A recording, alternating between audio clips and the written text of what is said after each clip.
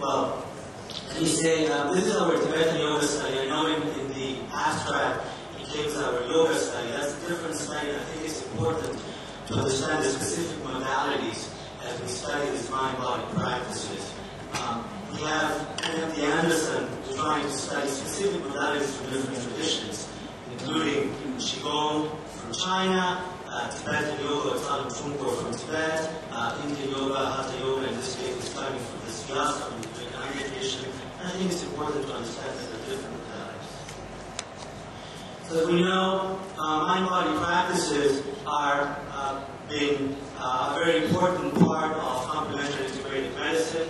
In terms of the Tibetan mind-body practices, the pioneer was Dr. Herbert Benson and the Mind-Body Institute at Harvard. In the late 70s, together with philologist Jeffrey Hopkins from the University of Virginia, they were studying this phenomena that in the Tibetan tradition was called tummo, or psychic heat. And what Dr. Benson and colleagues were trying to see is if these practices were actually just kind of psychic, or was there an increase in the body heat? So if the mind can actually control the body by increasing a physiological thing such as heat. And so he published his findings in 1982 in Nature journal, and noticing that in these yogis in the lower Himalayas, they were able to really raise their body level of heat. Since then, a couple of decades, a decade later, Rishi Davidson from the University of Wisconsin was trying to see really what was happening in the mind of these meditators. And here we see Dr. Rishi Davidson together with Matthieu Ricard. One of his, Matthieu Ricard is a French biologist and also a Tibetan monk for the last 20-some years. And he was both on both sides of the fence. He was a researcher as well, as you can see here, one of the subjects of the study. And one of the findings was that, as you see in the brain, many areas of the brain on the practitioner side, there were heightened with the meditation, especially with open awareness meditation and compassion meditation, and especially the left frontal lobe. So this is. So we see how the Tibetan meditation has been studied so far. And also in terms of yoga, we see here the science of yoga, and as you know, has become another popular mind-body modality. And we see in the research employing yoga, there's been some research specially done by our collaborators at Vyasa in the south of India, but most of them were not randomized control trials, and very few really with cancer populations. So we decided to do a randomized control trial with cancer population.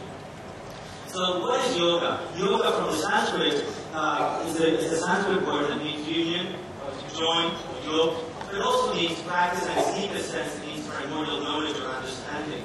And as a scholar in Tibetan Lama and Amkan which says, the real meaning of yoga is really to discover one's own real condition. So with that as a background, we did two studies with a Tibetan yoga program, one with a lymphoma population, one in women with breast cancer. Now, what are we calling Tibetan yoga? Because the word Tibetan yoga doesn't really exist as such in the Tibetan language, but it exists as Tsalung Trungpa. And Tsalung Trungpa could be more defined in terms of Sanskrit as Yantra yoga as a practice that integrates body, energy of breath, and mind. And by this I mean, in the Tibetan tradition, besides mind, body, they have this aspect of energy or breath, the vital breath, that is crucial to these practices. As we know, this vital breath in different languages could be called prana in Sanskrit or chi in Chinese. So when we talk about Tsalung, Tsa refers to the channels, Lung refers to this prana or chi, and really Tsalung is crucial in this training of the other aspect of this Tibetan yoga called Trungpa. Tsalung, in a way, when we compare, and I don't mean to say that these are equal too, but when we compare to, for example, Chinese mind-body practices, we can think of Tsalung being more similar to a Qigong and Trungpa similar to Tai Chi, both being very related. These are the channels that are shown in a mural in the Hulakam behind the Bodha Palace in Lhasa. And if you see not only the three channels, but also there's a symbol in the center, and that says the letter A, which means that primordial wisdom, as Rinpoche was saying earlier, the real meaning of yoga is to understand that primordial knowledge, that primordial condition, the state of mind, and that is represented in this picture by the letter A. So what is Salung? Salung is a practice that includes mind, body, and breath, and incorporates breathing and meditation practices with slight body movements.